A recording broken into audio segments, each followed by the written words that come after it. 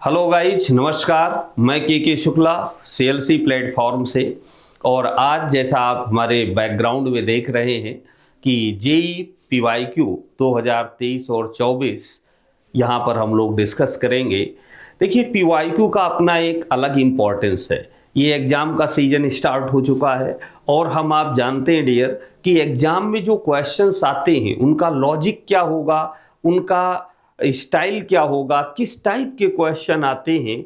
इससे अगर हम अपने आप को कंफर्म करना चाहते हैं तो पीवाईक्यू से बेस्ट कुछ भी नहीं होता। अगर हम एक बार पीवाईक्यू निकाल लेते हैं, गो थ्रू हो लेते हैं, तो इससे पूरे सिलेबस, हर चैप्टर की हम बात कर रहे हैं, पूरे सिलेबस में जो जो चैप्टर्स हमारे हैं सब के बारे में एक कंप्लीट रिवीजन हमें मिल जाता है और हमें ये जानकारी हो जाती है कि किस टाइप के क्वेश्चंस आते हैं और उनको हम हैंडल कैसे करें। ठीक है, जिससे मेन एग्जाम जब हम एग्जामिनेशन हॉल में होते हैं तो हमें क्वेश्चन के थीम को समझने में कोई दिक्कत नहीं आती, बहुत आसानी होती है। तो आइए दोस्तों, चलते हैं और देखते हैं, पीवाईक्यू का आनंद लेते हैं, कैसे हमें उसे सॉल्व करना है। ओके, आइए। हाँ तो डियर, देखते हैं ये। तो देखो, यहाँ से हम लिख सकते हैं weight is equal to EIT upon 96500। अब डियर अगर वैल्यू पुट कर दें तो देखो वेट हम कहाँ से फाइंड करेंगे। वेट के लिए हमें वॉल्यूम, इसको हम लिख सकते हैं D इज इक्वल टू, ठीक है ना, तो वेट को हम लिख सकते हैं डेंसिटी इंटू वॉल्यूम। अब ये हो गया EIT अपॉन 96500, ठीक है। अब डेंसिटी हमें दी है, देखिए 10। यहाँ पर हमें वॉल्यूम यानी एरिया, वॉल्यूम की जगह एरिया इंटू थिकनेस रख सकते हैं, तो 100 इंटू 0.001 सेंटीमीटर में इक्वलिटी का साइन लगाया। ई की जगह क्या रख सकते हो, atomic weight of N I upon N factor, ठीक है, डिवाइडेड बाई, ये देखिए आई टी अपॉन 96500। तो इक्विवेलेंट वेट की जगह हमने लिख दिया atomic weight upon N factor, ठीक है डियर, ये इंटू IT। अब यहाँ पर ये वैल्यूज रख लेते हैं, तो देखो ये है 10 into 100 into 0.0001 is equal to atomic weight nickel का हमें दिया गया है, ठीक है डियर, निकल का मोलर मास 60 ये गिवन है, तो ये हो गया 60 upon N factor, N factor की वैल्यू 2 हो गई। आई हमें दिया गया है 2 एम्पियर, टाइम यानी T हमें निकालना है, और ये 96500, ठीक है डियर। अब यहाँ से अगर हम इसे कैलकुलेट करते हैं और कैलकुलेट करके वैल्यू फाइंड करें तो T की वैल्यू हमें ऑलमोस्ट 161 सेकेंड मिल जाती है। कितनी? 161। तो आंसर हो गया 161, ठीक है डियर, ये नियरेस्ट इंटीजर में पूछा है। अगले क्वेश्चन पर मूव करते हैं। देखिए, एन ऑर्गेनिक कंपाउंड गिव्स इतने ग्राम CO2 एंड इतने gram water on complete combustion if the percentage of carbon is 24, then percentage of hydrogen हमें फाइंड करना है, ठीक है डियर। तो यहाँ पर देखिए, सबसे पहले हम क्या करेंगे, मोल्स ऑफ CO2 निकाल लेते हैं। तो मोल ऑफ CO2 ये हो गया 0.22 अपॉन 44, ठीक है, 44 मोलर मास होता है। तो यहाँ से हम अगर इसको सॉल्व कर लें तो ये कितना मिल जाएगा, 1/200। अब moles of CO2 organic compound में यहाँ पर हमें ये वैल्यू मिल गई। तो अगर जब हम किसी ऑर्गेनिक कंपाउंड का कंबशन करते हैं तो जो कार्बन है वही CO2 में जाएगा। आपको एक बेसिक रिएक्शन पता है कि कार्बन का जब कंबशन होगा तो 1 मोल कार्बन से 1 मोल CO2 बनती है। तो यही जो CO2 के मोल्स हैं यही क्या हो गए, मोल्स ऑफ कार्बन हो गए। ठीक है, मोल्स ऑफ कार्बन। अब यहां से हम कार्बन का जो है वेट निकाल सकते हैं। ठीक है, तो weight of carbon, weight of carbon. अब वेट ऑफ कार्बन कैसे निकालेंगे, फॉर्मूला होता है moles is equal to weight upon molar mass. ठीक है, तो मोल्स हमारे पास कार्बन के कितने आ गए, 1/200, मोलर मास 12 हो गया। इसको अगर हम सॉल्व कर लें तो हमें वेट ऑफ कार्बन मिल जाता है एज 0.06 ग्राम। ठीक है, तो ये आ गया हमारे पास कार्बन का ग्राम वेट कि इस ऑर्गेनिक कंपाउंड में कार्बन कितने ग्राम है। तो अब यहां से देखो फॉर्मूला क्या होता है, परसेंटेज की बात करें तो percentage carbon is equal to क्या होगा, weight of carbon 0.6 upon weight of organic compound into 100। तो हमें कार्बन का परसेंटेज कितना दिया है, परसेंटेज ऑफ कार्बन इज 24, ये वैल्यू हमें 24% दी है। तो यहाँ से W फाइंड कर लेते हैं। ठीक है डियर, तो जब यहाँ से आप W फाइंड करोगे तो W आपको कितना मिलता है, 0.25। ठीक है डियर, 0.25 ग्राम। अब अगर ये चीज हमें मिल गई तो हम ठीक है परसेंटेज ऑफ हाइड्रोजन भी निकाल सकते हैं सेम वे से। देखो यहाँ पर हमें वाटर दिया गया है तो वाटर का मोल निकाल लेते हैं। ठीक है डियर, तो मोल ऑफ वाटर ये हो गया 0.126 अपॉन 80। ठीक, अब 1 मोल वाटर में 2 मोल हाइड्रोजन होंगे तो मोल ऑफ हाइड्रोजन कितना हो जाएगा, 2 इंटू 0.126 अपॉन 80। तो यहां से वेट ऑफ हाइड्रोजन निकाल लेते हैं, वेट ऑफ हाइड्रोजन। तो यही वाला फॉर्मूला एक बार फिर लगा देंगे, moles is equal to weight upon molar mass. अगर ये वैल्यू हम यहां फाइंड कर लें तो भाई देखो क्या होगा, 2 इंटू 0.126 अपॉन 18, ये मोल्स हो गए। हाइड्रोजन का मोलर मास कितना होता है, 1 ग्राम। अब इसको अगर हम सॉल्व कर लें तो हमें वेट हाइड्रोजन का मिल जाएगा।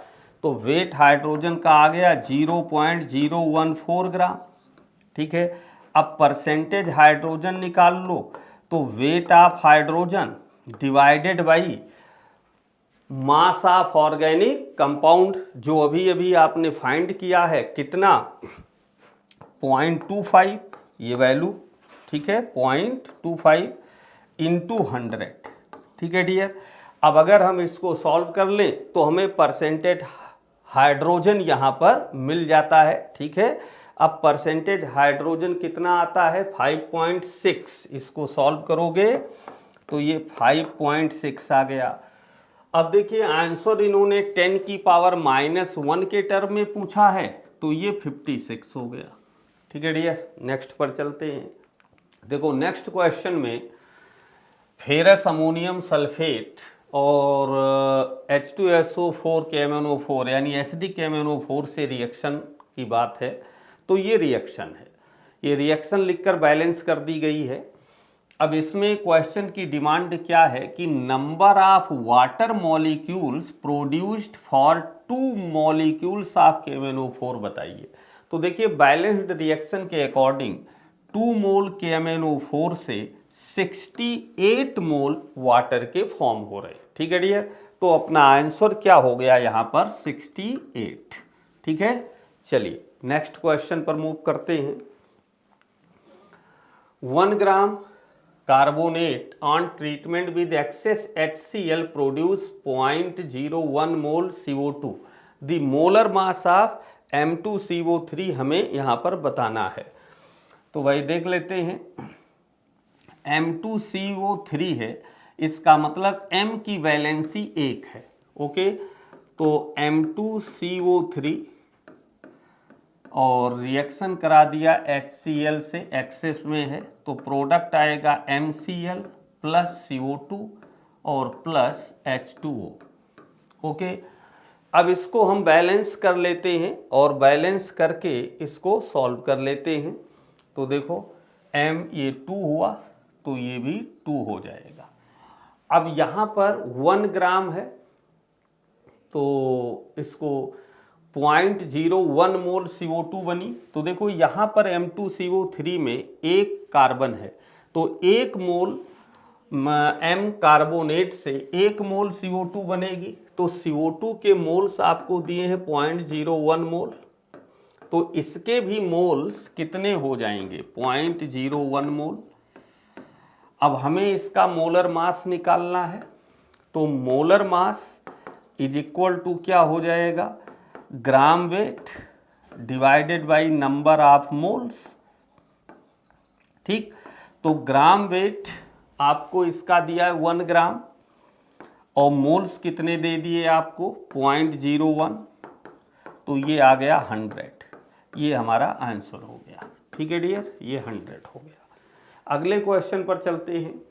देखिए 0.400 gram an organic compound X, 0.37 gram of AgBr in Carius method for estimation of bromine of percentage bromine in the compound X is। तो हमें Carius मेथड से कंडीशन ये फाइंड करनी है। तो डियर मोल्स ऑफ Br की अगर हम बात करें, moles of bromine is equal two moles of AgBr होगा। ठीक है डियर, अब मोल्स ऑफ ब्रोमीन और मोल्स ऑफ AgBr ये वैल्यू सेम आएंगी। ठीक है, तो यहां से हम मास ऑफ ब्रोमीन निकाल सकते हैं। ठीक है, तो आइए मास ऑफ ब्रोमीन निकाल लेते हैं। मास ऑफ ब्रोमीन, तो मास ऑफ ब्रोमीन के लिए हम क्या लिखें, moles of bromine into molar mass of bromine. ठीक है, अब मोल्स की अगर हम बात करें, ठीक है, तो इतने ग्राम AgBr बनता है। ठीक है, तो AgBr का जो मोल होगा वही Br का मोल होगा, तो ये मोल हो गया 0.376 अपॉन AgBr का मोलर मास निकाल लेते हैं। तो ये देखिए मोलर मास 188 हो गया। ठीक है, इनटू मोलर मास हमें ब्रोमीन का लिखना है, तो मोलर मास कितना है ब्रोमीन का, ये गिवन है 80। ठीक है, अब यहां से हमें मास ऑफ ब्रोमीन मिल गया। अब जो मास ऑफ ब्रोमीन आया है इससे परसेंटेज ऑफ ब्रोमीन फाइंड कर लेते हैं। ठीक है, तो परसेंटेज ब्रोमीन कितना हो जाएगा, मास ये ब्रोमीन का हुआ और इस टोटल मास को डिवाइड कर देना है mass of organic compound into 100 कर दें, तो 0.376 into 80 divided by 188 into 0.4 into 100। ठीक है डियर, अब इसे हम सॉल्व कर लें तो हमें अपना आंसर मिल गया लगभग 40%। ठीक है डियर, तो ये आ गया हमारा आंसर 40। ठीक है डियर, तो यहाँ से अगर हम देखें तो कैरियस मेथड के थ्रू ये हम फाइंड कर सकते हैं। चलिए अगले क्वेश्चन पर चलते हैं। अगले में देखिए मास ऑफ NH3, यहाँ पर आप देख लें cyclohexane carbaldehyde undergoes Tollens test. ठीक है, नियरेस्ट इंटीजर में हमें वैल्यू फाइंड करनी है। तो भाई यहाँ पर देखो साइक्लोहेक्सेन कार्बेल्डिहाइड ये हो गई CHO। अब इसका ऑक्सीडेशन होगा।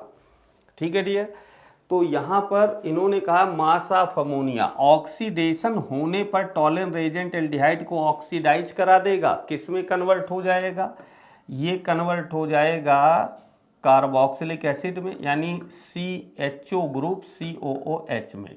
अब इससे रिएक्ट हो रही है अमोनिया, तो ये बना लेगी अमोनियम सॉल्ट COONH4। ठीक है डियर, यहाँ पर टॉलरेंस रेजेंट था। ठीक है, टॉलरेंस रेजेंट। ठीक है, तो ये हमारी रिएक्शन यहाँ पर आ गई। अब इसके अकॉर्डिंग अगर हम देखें तो कार्बल्डिहाइड के लिए हम मोलर मास निकाल लेते हैं। तो ये बन गया, कार्बन कितने हो गए 7, तो 84, 7 12 जा, और हाइड्रोजन हो गए 2 2 4 2 6 2 8 2 10, 10 1 11 1 12 हाइड्रोजन, और 16 फॉर ऑक्सीजन 2 और 2 1, 112 मोलर मास इसका आ गया हमारे पास 112। अब इन्होंने कहा इतने किलोग्राम आप साइक्लो, तो भाई यहाँ पर देखो 131.8 किलोग्राम आपको दिया गया है। इसको ग्राम में कन्वर्ट करें तो इसके मोल्स निकाल लेते हैं। तो 131.8 इंटू 1000 डिवाइडेड बाई 11112, तो यहाँ पर मोल्स हमें इस तरीके से इसके मोल मिल जाएंगे। लेकिन एक बात ध्यान रखना है भाई, टॉलन रेजेंट अगर हम यहाँ पर पूरा फॉर्मूला लिखकर बैलेंस करेंगे तो कुछ इस तरीके की कंडीशन हमें मिलने वाली है। ये OH है, ये 2 हो जाएगा, ठीक है डियर।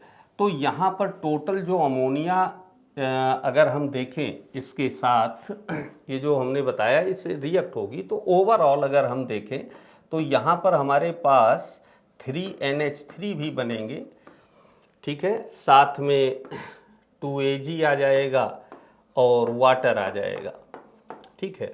तो अमोनिया जो प्रोड्यूस होगी वो हमें चाहिए। तो देखो 1 मोल से अगर ये 1 मोल लेते हैं हम, तो हमें 3 मोल अमोनिया मिलती है, ठीक है। तो ये मोल आ गया साइक्लोहेक्सेन कार्बल्डिहाइड का, इसमें 3 से मल्टीप्लाई कर दें तो अमोनिया के मोल्स आ जाएंगे। तो देखो यहाँ से वेट ऑफ अमोनिया हम डायरेक्ट निकाल लेते हैं। कैसे? Weight of ammonia. तो वेट ऑफ अमोनिया कैसे निकलेगा? वेट ऑफ अमोनिया के लिए मोल्स ऑफ अमोनिया कर दें, moles of ammonia into molar mass of ammonia, molar mass of ammonia. अब इसको फर्दर सॉल्व करने के लिए देखो जो मोल्स ऑफ अमोनिया है वो 3 टाइम्स ऑफ मोल्स ऑफ साइक्लोकार्बल्डिहाइड होगा। तो यहाँ पर देखो आगे हम क्या लिखते हैं, ये हो गया 131.8 इंटू 1000 अपॉन 112। अब इंटू 3 कर दिया तो ये मोल्स ऑफ अमोनिया बन गया पूरा टर्म। अब इंटू मोलर मास यानी हमने 17 लिख दिया, ठीक है। अब इसको सॉल्व कर ले तो 68 के कितना लगभग ये बन जाएगा 60 kg, ठीक है डियर। तो ये सॉल्व कर लें तो ये 60 किलोग्राम आ जाएगा, ओके डियर। तो यहाँ पर हमारा आंसर हो गया देखिए 60, ठीक है। नेक्स्ट पर चलते हैं। Mass of sodium acetate required to prepare इतने ml 0.35 एक्वस सोल्यूशन, ठीक है। तो मोलर मास सोडियम एसीटेट का हमें दे दिया गया है। तो आइए देखते हैं क्या फॉर्मूला होता है। देखो मोल्स के लिए molarity into volume in litre, ठीक है डियर।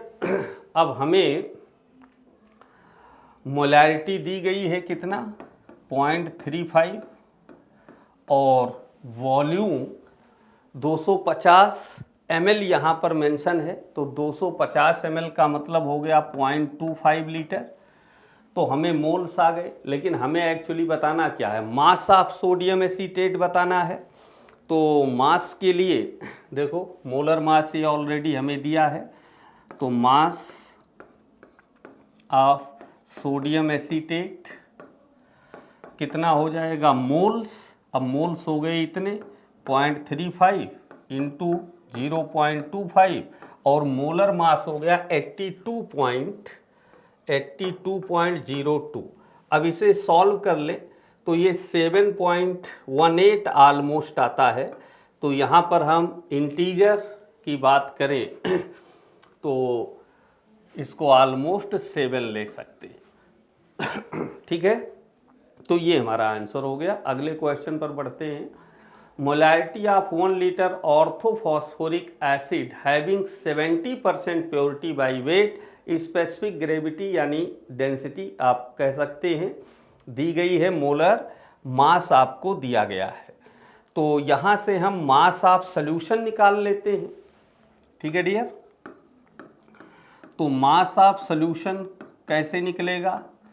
डेंसिटी ऑफ सॉल्यूशन, ठीक है, कितनी है 1.54 और कितने लीटर 1 लीटर। 1 लीटर का मतलब 1000 मिलीलीटर, तो ये हो गया 1540 ग्राम।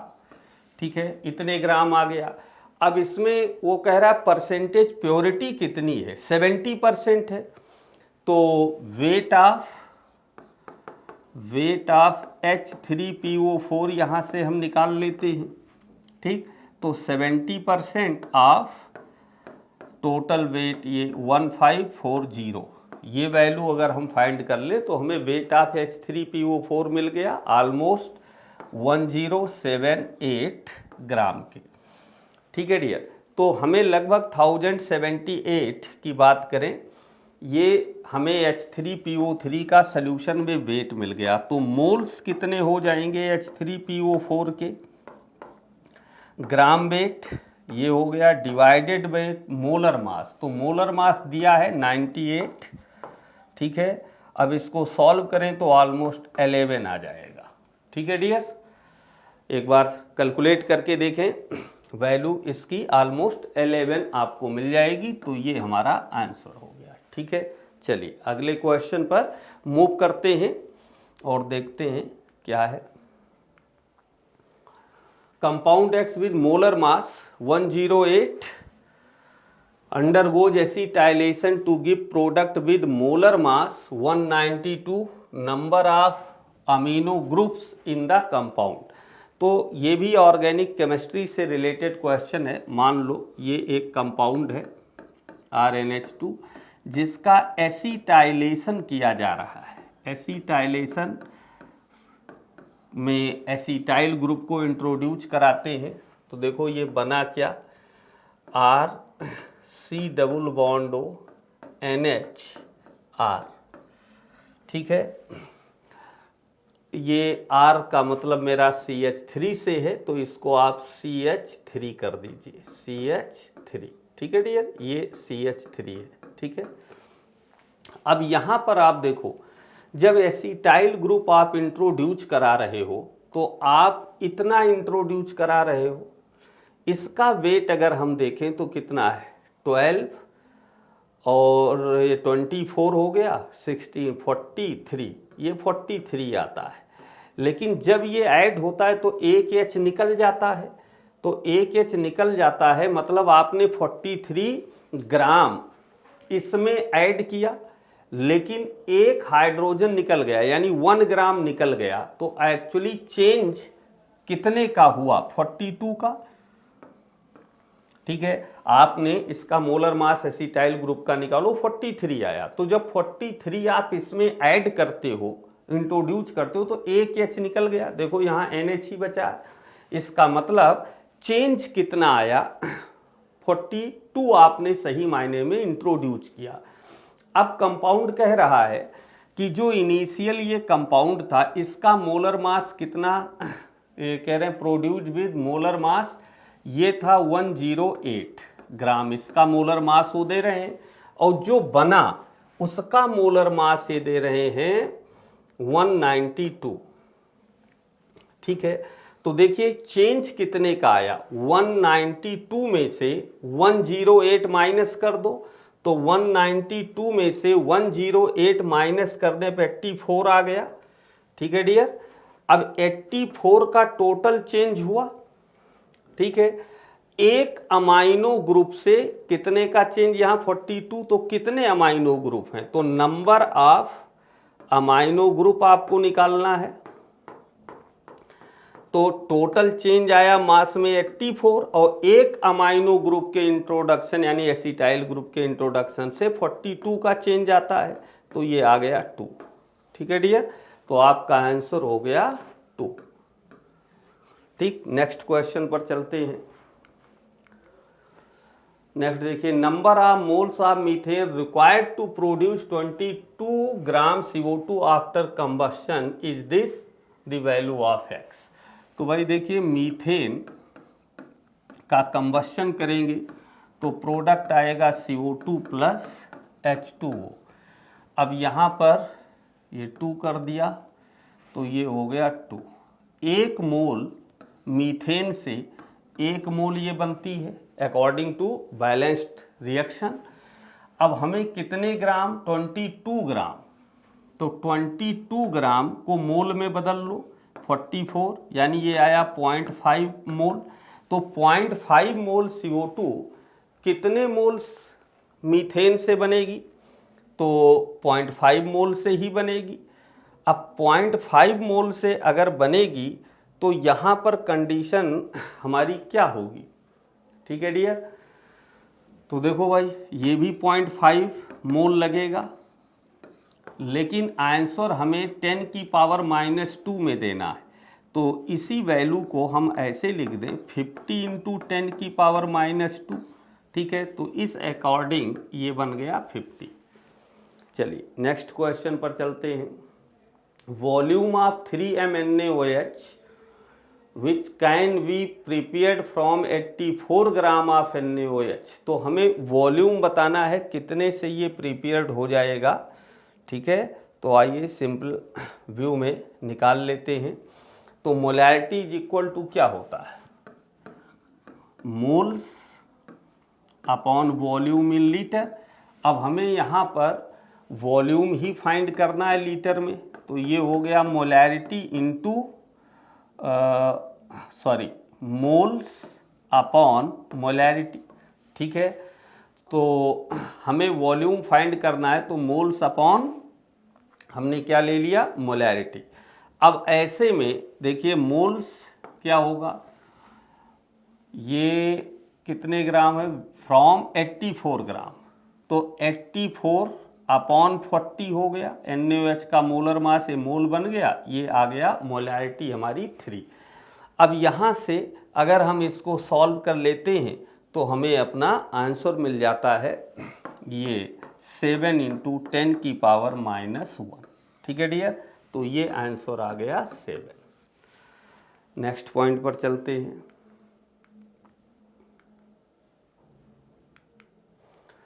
तो 50 ml of 0.5 m oxalic acid required to neutralize 25 ml of NaOH solution. The amount of NaOH in 50 ml of given NaOH solution is। तो हमें इन्होंने 50 ml 0.5 m oxalic acid के लिए दिया है और कहा required to 25 ml NaOH solution। तो the amount of NaOH in 50 ml, तो यहाँ से ठीक है ऑफ गिवन NaOH सॉल्यूशन। तो हम पहले न्यूट्रलाइजेशन का केस है, तो यहाँ पर देखो मिली इक्विवेलेंट की बात कर लेते हैं। तो milliequivalent of H2C2O4 is equal to milliequivalent of NaOH हो जाएगा। तो हम मिली इक्विवेलेंट फाइंड कर यहाँ पर सॉल्व कर सकते, ठीक। तो देखो भाई 50 ml दिया है। अब मिली इक्विवेलेंट क्या होता है, नॉर्मेलिटी इंटू वॉल्यूम इन ml, ठीक है। ऐसे इधर नॉर्मेलिटी इंटू वॉल्यूम इन ml, ओके।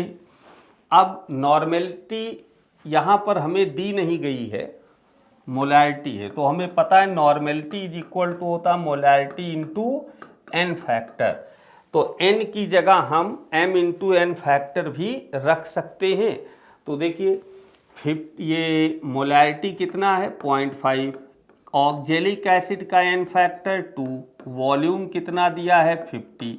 तो अब यहाँ पर देखिए हमें मोलैरिटी या नॉर्मेलिटी NaOH की गिवन नहीं है, ये हम यहाँ पे फाइंड कर लेते हैं, ठीक है डियर। तो देखिए n यहाँ से हम फाइंड कर लेते हैं NaOH के लिए। अब वॉल्यूम की बात कर लेते हैं, तो वॉल्यूम देखते हैं यहाँ पर कितना गिवन है, ठीक है डियर। तो वॉल्यूम हमें दिया है 25, तो n फाइंड कर लेते हैं। अब n 212 आ जाएगा, तो n की वैल्यू हमें कितनी मिल गई, 2 मिल गई, ठीक है डियर। तो नॉर्मेलिटी ऑफ NaOH आ गई 2। अब जो नॉर्मेलिटी है n फैक्टर NaOH का कितना होता 1, तो यही क्या हो गई, मोलैरिटी भी हो गई, मोलैरिटी ऑफ NaOH। ठीक है डियर, देखो normality is equal to molarity into n factor होता है, तो नॉर्मेलिटी NaOH की 2 आ गई, यहाँ से सॉल्व किया। अब यही मोलैरिटी बन जाएगी क्योंकि n फैक्टर NaOH का कितना है 1 है। अब ऐसे में हमें यहाँ पर बताना क्या है, देख लो, ये कह रहे हैं कि acid is required to neutralize, ठीक है, the amount of NaOH in 50 ml of given NaOH solution. तो 50 ml में हमें फाइंड करना है। तो देखो molarity is equal two moles upon volume in litre होता है। ठीक है डियर, तो अब यहाँ पर मोल्स को हम क्या लिख सकते हैं, ग्राम वेट, तो मोलैरिटी आ गई 2, ग्राम वेट हमें निकालना x, NaOH का मोलर मास 40 और वॉल्यूम हमें देखो कितना दिया यहाँ पर, कितने में निकालना है, 50 में निकालना है। ठीक है डियर, 50। ठीक है, तो मोल्स हो गए और ये 1000। ठीक है, तो ये 0 हो गया और ये 5, 2, ये हो गया 20। अब इसको हम सॉल्व कर लेते हैं, तो 2 is equal to x into 20 upon ये आ गया 40, तो ये आ गया हमारा 2। ठीक है, तो x इज इक्वल टू आ गया 4, तो ये 4 ग्राम NaOH यहाँ पर एच आंसर हमें मिल जाएगा। ठीक है डियर, तो ये आंसर हो गया हमारा 4। चलिए अगले क्वेश्चन पर मूव करते हैं। 10 ml of gases hydrocarbon on combustion give 40 ml of CO and 50 ml of water vapour. Total number of carbon and hydrogen atoms in the hydrocarbon हमें फाइंड करना है। तो ठीक है डियर, एक बार हम रिएक्शन लिख लेते हैं। CX मान लेते हैं, हाइड्रोकार्बन क्या है हमारा, CXHY प्लस, ठीक है डियर, ये प्लस, एक मिनट, तो यहाँ पर डियर देखो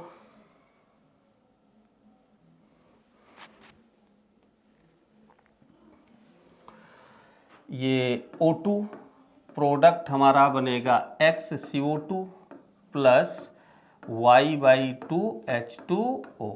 ठीक है, अब यहाँ पे कंडीशन अगर हम फॉलो करें तो देखिए रिजल्ट हमारा क्या बनने वाला है, ये हमें समझना है।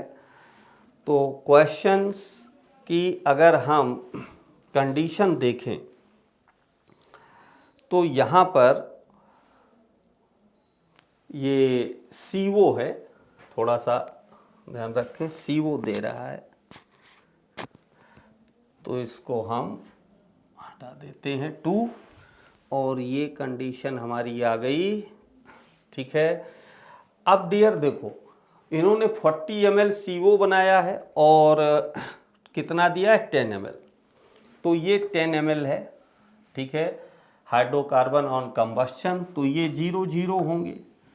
अब इन्होंने कहा है कि ये बना कंबस्शन के बाद 40 ml, ठीक है, और ये बना 50 ml। तो हमें हाइड्रोकार्बन में सम बताना है, तो फॉर्मूला फाइंड कर लेते हैं।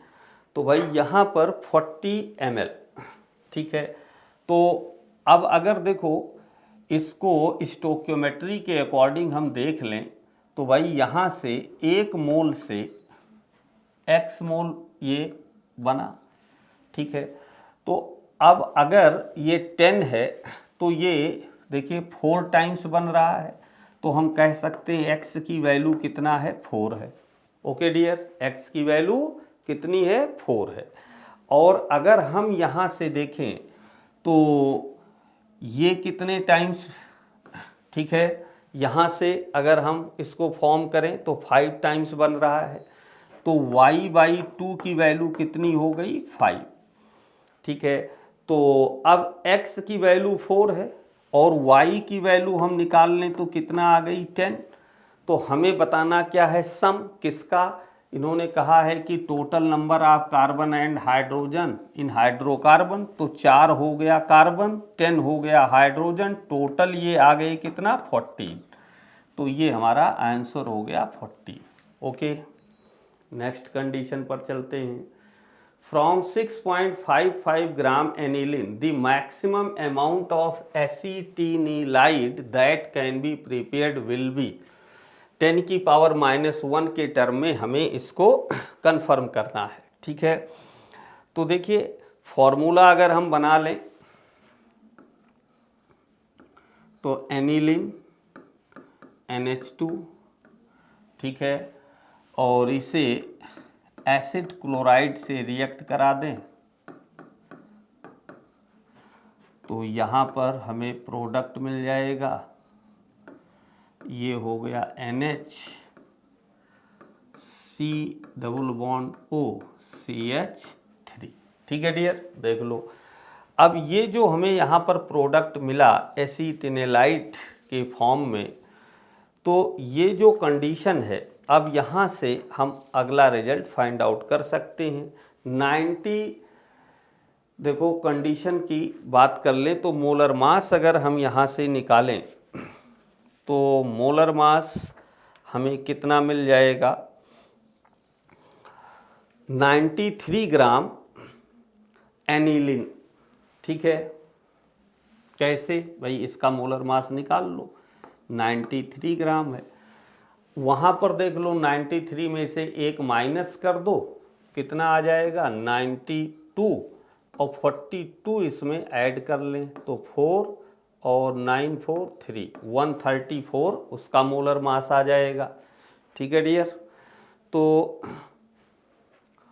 कितना, अच्छा ये NH2 है, सॉरी NH2 है, इसको करेक्ट कर लेना।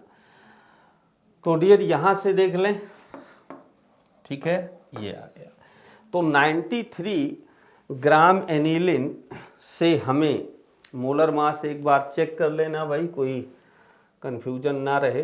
तो ये हाँ 135, ठीक है, ओके। तो यहाँ पर ये 135 हो गया। अब अगर हम मोलर मास की यहाँ पर बात करते हैं तो 93 ग्राम से हमें कितना मिल रहा है, 135 ग्राम। तो ये कह रहे हैं कि 6.55 ग्राम की बात करें तो कितना मिल जाएगा, 135 अपॉन 93 इंटू 6.55, इतने ग्राम यहाँ पर हमें प्रोडक्ट मिलेगा। ये सॉल्व करें तो ये ऑलमोस्ट 9.5 आ रहा है, हमें 10 की पावर -1 में देना है तो 95 हो जाएगा। ओके, नेक्स्ट पर चलते हैं। X gram ethyl amine is subjected to reaction with NaNO2 HCl followed by water evolved dinitrogen gas which occupied 2.24 liter volume at STP. X is 10 की पावर -1 के टर्म में हमें यहाँ पर बताना है। तो भाई देखिए यहाँ पर प्रोडक्ट क्या बनेगा, इथाइल अमाइन है, CH3 CH2 NH2, रिएक्शन कराया गया NaNO2 HCl से, यहाँ पर प्रोडक्ट बनेगा CH3 CH2OH और नाइट्रोजन गैस आएगी। ठीक है डियर, तो इथाइल अल्कोहल और नाइट्रोजन गैस यहाँ प्रोडक्ट हो गया। अगर हम मोलर मास इसका देखें तो कितना बनेगा, 24 गिवन है, नहीं गिवन है तो 24 ये हो गया और 14 ये हो गया, ये 3 2 5 2 7 तो 5 हो गया और 3 1 4 45 ग्राम। तो ये है 45 ग्राम इसका मोलर मास। इथाइल नाइट्रोजन की बात करें तो ये हो गया 28 ग्राम नाइट्रोजन का मोलर मास। अब यहाँ से अगर हम इस पॉइंट को समझें तो N2 जो इवॉल्व्ड होगी वो कितना इवॉल्व्ड होगी। गिवन क्या है 2.24 लीटर, तो 28 ग्राम का मतलब 1 मोल, 1 मोल का मतलब कितना हो गया, 1 मोल का मतलब 22.4 लीटर होता है। लेकिन ये कह रहे हैं कितनी बन रही 2.24, तो 2.24 का मतलब एक्चुअली नाइट्रोजन बन कितना रहा है। ठीक है, देखो भाई यहाँ से रिएक्शन के अकॉर्डिंग हम देखें तो 28 ग्राम मतलब 1 मोल यानी 22.4 लीटर, लेकिन ये कह रहे हैं कि 2.24 लीटर ही हमें नाइट्रोजन मिल पा रही है। इसका मतलब क्या हुआ, नाइट्रोजन के कितने मोल बने, तो 22.4 लीटर का मतलब 1 मोल, तो 2.24 लीटर का मतलब कितना 0.1 मोल, तो 0.1 मोल नाइट्रोजन केवल हमें मिल पा रही है। और अगर 0.1 मोल हमें मिल रही है, इसका मतलब क्या हुआ कि 1 मोल N2 बनाने के लिए 45 ग्राम लगते हैं। ठीक है, तो 1 मोल N2 हमें मिलती है 45 ग्राम इथाइलमाइन से, तो 0.1 मोल N2 हमें कितने ग्राम इथाइलमाइन से मिलेगी, तो 45/1 इंटू 0.1 यानी 4.5 ग्राम से। अब 4.5 ग्राम से मिलेगी, लेकिन 10⁻⁻1 में बताना है, तो आंसर 45 हो गया यहाँ पर। ठीक है डियर, क्या बना आंसर 45 बन गया। ठीक है,